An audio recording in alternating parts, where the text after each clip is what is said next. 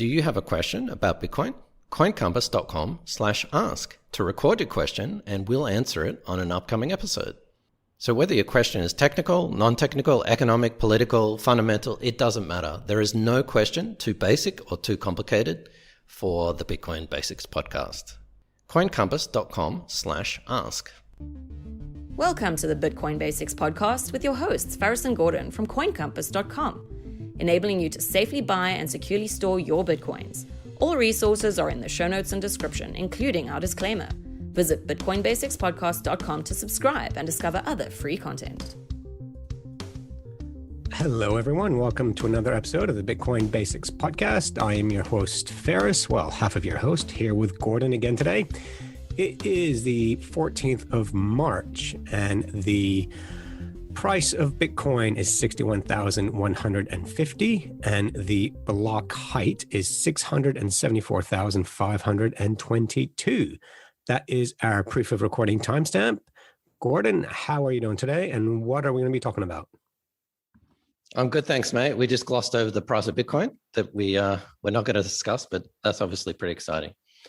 But today we're going to talk about Bitcoin privacy, and perhaps Faris, you could kick it off on what did we cover in our last episode? So in our previous episode, we talked about how Bitcoin isn't private. This is something that still goes around in the non-crypto space. People still think, oh, Bitcoin's used by drug dealers and people in the dark web, when it's actually not private. Cash is far more private than Bitcoin. So that's the previous episode where we talked about, Bitcoin's not private. Wallets are public addresses, not necessarily who you are, but it can be traced back to you. So in this one, Gordon, if someone wanted to make their Bitcoin holdings private or their wallet, how can they go about doing that? So I want to hold, say, 3 Bitcoins. I don't want anyone else to know that I have them. Is there a way for me to do that? Well, the easy way to do that is, in the very first place, don't buy KYC Bitcoin. That's probably the easiest solution. But I'm assuming that you've already bought Bitcoin at an exchange. How do you perhaps make that private? If you enjoyed this podcast, please subscribe, like, and share so we can find others like yourself. Well, first of all, for those who weren't listening previously, KYC is Know Your Customer. So it's when you go to an exchange and you set up an account, you actually have to provide your details, your ID. So are there any non-KYC options for people to buy Bitcoin? Yeah, it's getting quite hard nowadays. Pretty much every exchange requires that Know Your Customer, at least your national ID or passport or your address. There are some software. For example, there's a software called BISQ, B-I-S-Q. And by the way, we will link everything in the show notes, all the resources. There are things like local Bitcoins, HODL HODL, and other sort of what is called peer-to-peer marketplaces. But a couple of years ago, they also started to require proof of identity and KYC as well. So in terms of buying Bitcoin, it's extremely difficult unless you use decentralized exchange, something like BISQ, or you use something like local Bitcoins or HODL HODL or Paxful is another one. And you deal with someone who doesn't require a passport. But unfortunately, most of the buyers and sellers do. So with that, even though, say, you can buy peer-to-peer Bitcoin, if it's coming out of your credit card or you have to somehow get fiat currency into that, isn't that a way of it being traced? Yeah, so I think at probably the best case scenario would be to use one of these websites. And I mentioned them before. And you sign up to that website, and local Bitcoins unfortunately now requires KYC, but something like HODL HODL. And you sign up for an account, and basically you want to buy Bitcoin, for example. And the process is you send your money via bank transfer. So it could be different payment methods, but essentially bank transfer to that person. And then that person sends you Bitcoin. So in terms of the transaction, in terms of the blockchain, there's this Bitcoin from one address to another. In terms of real world identities, the only identity that you're really releasing is that actual person that you're buying Bitcoin from. So at the very least, that person is going to know your real name and your bank account and how much Bitcoin you bought. And we don't know or want to speculate as to why someone listening to this would want to buy Bitcoin privately. That's up to you. But what are some of the drawbacks of doing it this way, of going away from liquid exchanges, avoiding KYC, and going down this route? Yeah, well, the obvious drawback, as you mentioned, the word liquidity. So you usually pay a huge premium for buying Bitcoin more privately than you would on an exchange. So some of those exchanges, maybe 1 or 2%. Some of them, the more illiquid ones, might be 5% or even 10%. But some people, if they're going to buy a significant amount of Bitcoin, they might be happy to pay a 5% premium on that Bitcoin. So I guess people have to weigh up convenience versus privacy in terms of how much they're willing to pay. All right. Thank you, Gordon. I can't think of any other questions relating to this. Anything I haven't asked that you think I should? Yeah, so that's buying Bitcoin. But what if you've already bought Bitcoin? What if you're already gone to Coinbase or one of the exchanges and you bought Bitcoin, and maybe you've removed that Bitcoin? As we always suggest, you remove it from the exchange into a non-custodial wallet, which means a wallet that you control. So it could be a mobile wallet or a hardware wallet. But that's still, linked to your Binance account or your Coinbase account or something. So perhaps not nowadays, but maybe in a few years' time, some Bitcoin analytics firm could actually trace your Bitcoins being bought on the exchange. So there is a need for this privacy after you bought KYC Bitcoin. And a thing that's become popular in the last couple of years is something called coinjoins and coin mixing. And I'm not going to go through the details to it. But essentially what it is, there's two things. There's coin mixing, which is basically sending your coins to a third party. So it's usually a website. So let's say you send 0.1 Bitcoin, and that 0.1 Bitcoin you bought on Coinbase, you send that to a mixing service, a website. They mix it. So they've got all other people. And for example, they might split that 0.1 Bitcoin into random amounts and then sort of collate it back, or maybe send you back 0.1 Bitcoin, but as 15 separate transactions.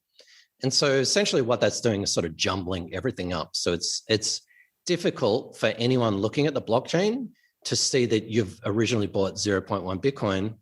Now you've got 0.1 Bitcoin, but it's basically got it has got history, but the history is so jumbled up and, random amounts and random people sending it to you. So that's sort of how a coin mixer works. And the other one is called a coin join.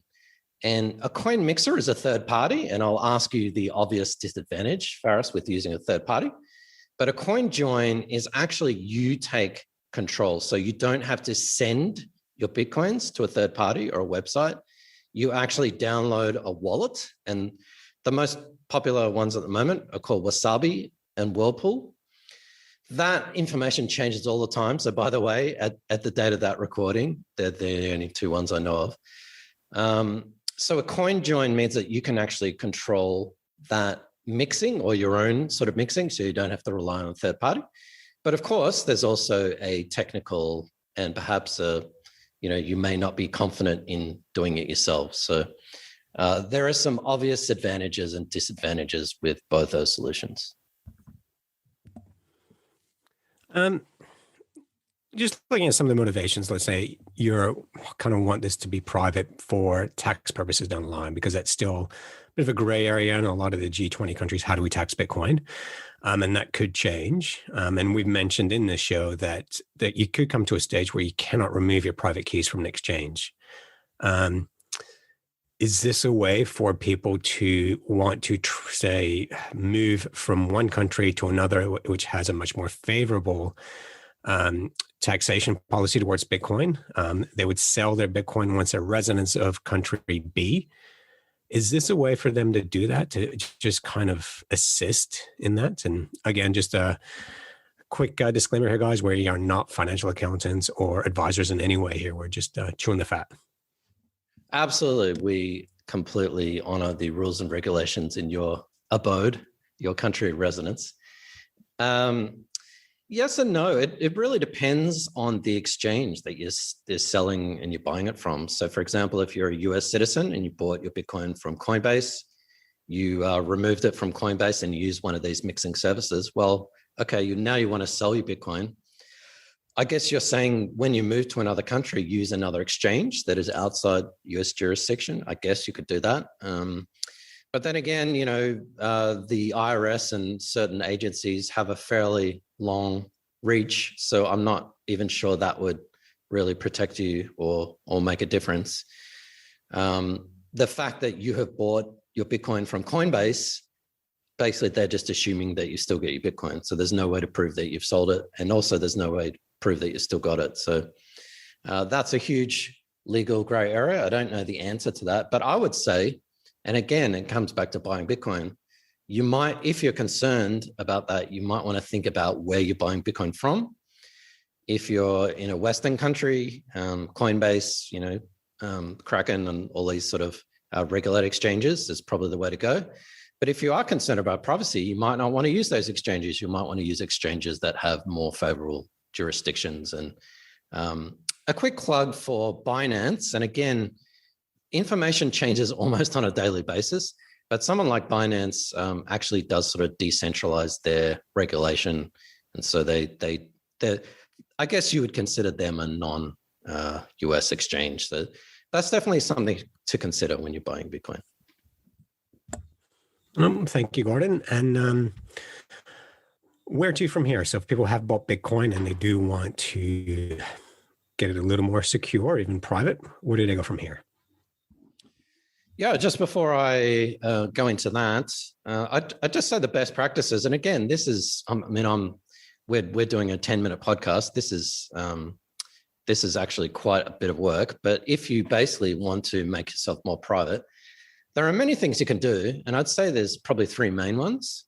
One is to don't use Bitcoin addresses. So if you are receiving Bitcoin, wallets nowadays can generate an infinite amount of receiving addresses. So whenever you're using your Bitcoin to send or receive, don't use the same address.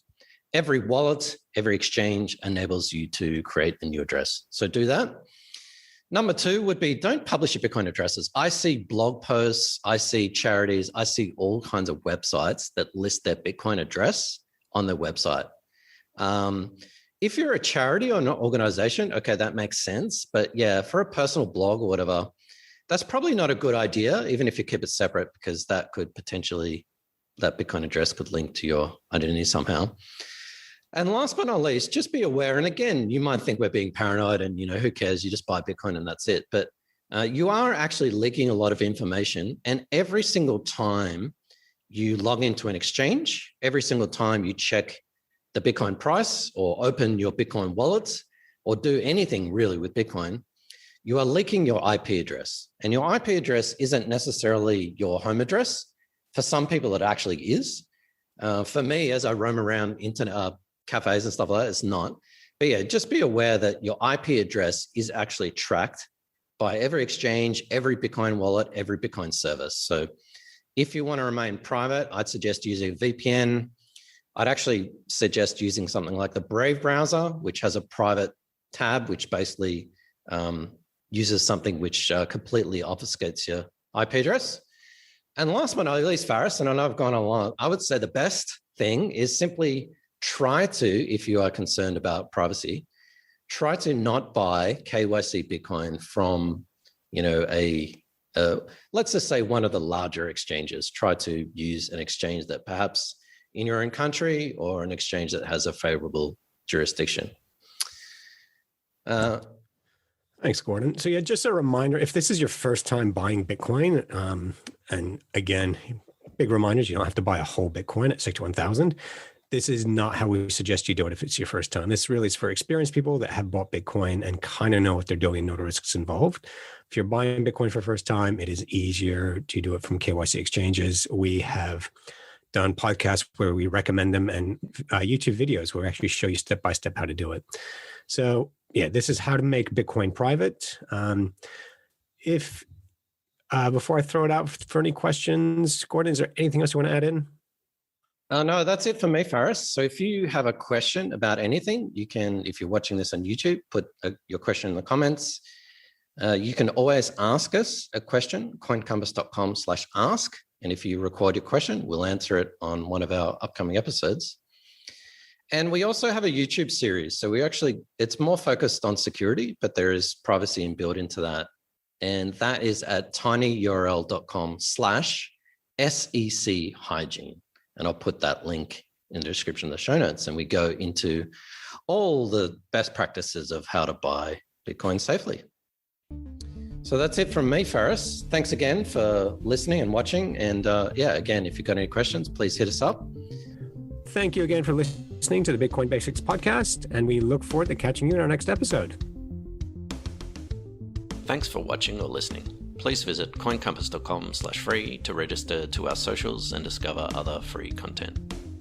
Subscribing, liking, and following helps this content remain ad-free. Until next time.